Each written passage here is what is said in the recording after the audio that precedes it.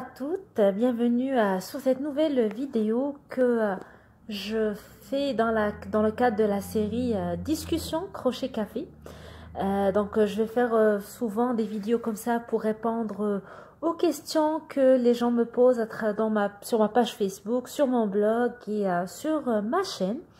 Et aujourd'hui, j'ai décidé de vous parler du matériel le plus important pour faire du crochet ou du tricot, de la laine.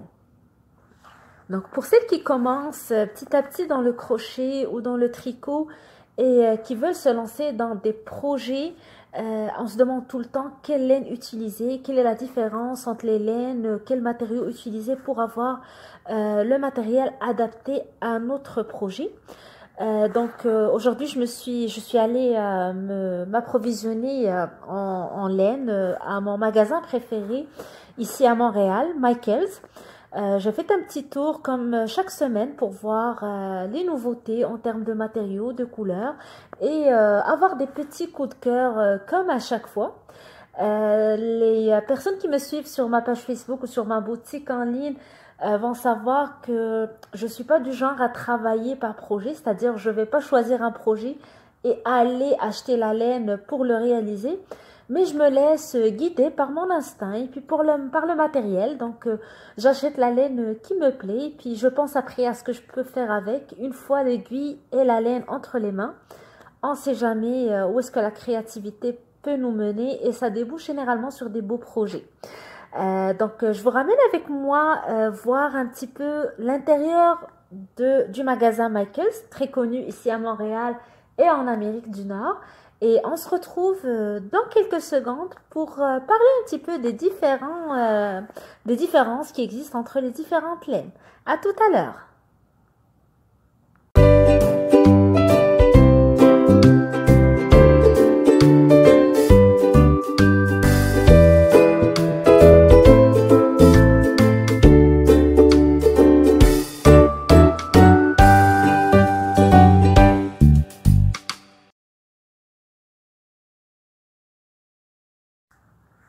Rebonjour, j'espère que ça vous a un petit peu plu de voir l'intérieur du magasin. Oui, je suis choyée, j'ai beaucoup de choix dans la laine et ça permet de faire de très beaux projets.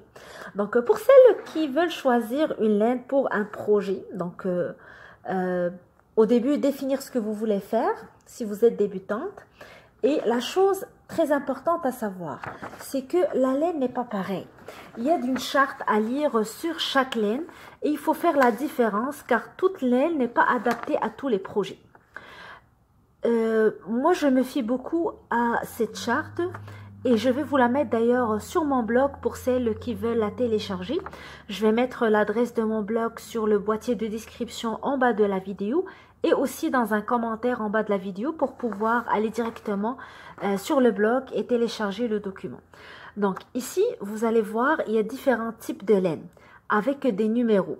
Donc lorsque vous allez acheter votre laine, la première chose à faire, c'est de voir l'étiquette et puis de chercher le numéro de la laine. Comme ici, nous avons un numéro 5, ce qui représente une laine assez épaisse. Donc, c'est une laine qui va se travailler avec des grosses aiguilles. Ici, on nous suggère de la travailler avec l'aiguille 7. Pour cette laine, je peux aller jusqu'à l'aiguille 8 pour avoir un travail plus léger et facile à faire. Donc, si je la travaille avec une aiguille, une petite aiguille comme la 6 ou 5,5, ça va être très difficile pour moi de faire les mailles parce que la laine est plus grosse que l'aiguille. Ça va beaucoup être utile pour des gros projets, des gros châles, des gros bonnets pour les gens qui aiment la grosse laine, comme celle-là d'ailleurs. Donc, toujours, comme je vous ai dit, regardez le tableau.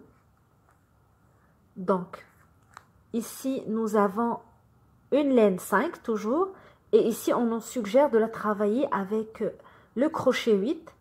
Et pour celles qui vont faire du tricot, c'est avec les aiguilles 9. Donc, vous voyez la différence avec celle-là qui est une laine 4 qu'on peut travailler avec une aiguille de 5. Donc, c'est très très épais par rapport à celle-là qui est plus légère.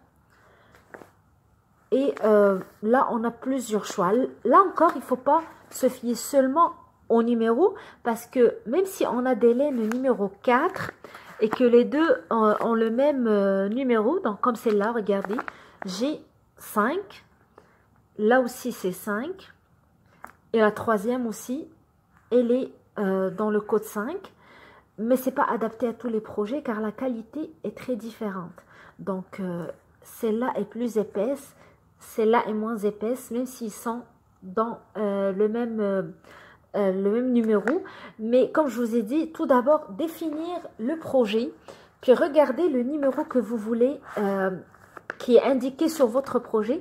Donc pour les débutantes qui vont faire des projets à travers des patrons qui existent déjà, vous allez voir qu'au début de chaque patron, on va vous expliquer le numéro de la laine que vous devez chercher et le numéro de l'aiguille à travailler. Donc comme ici 4, et puis on nous suggère l'aiguille 5, on peut même la travailler avec la 6 si on veut que le travail soit moins épais.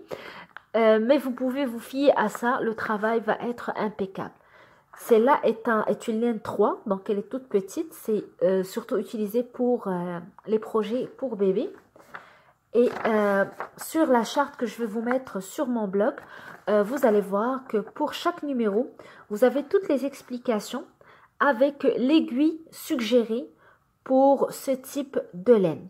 Donc ça, c'était la première, comme je dirais, leçon à retenir pour celles qui veulent commencer dans le crochet. Vous avez différents types d'aiguilles et sur chaque aiguille, vous avez le numéro que vous pouvez utiliser pour votre projet.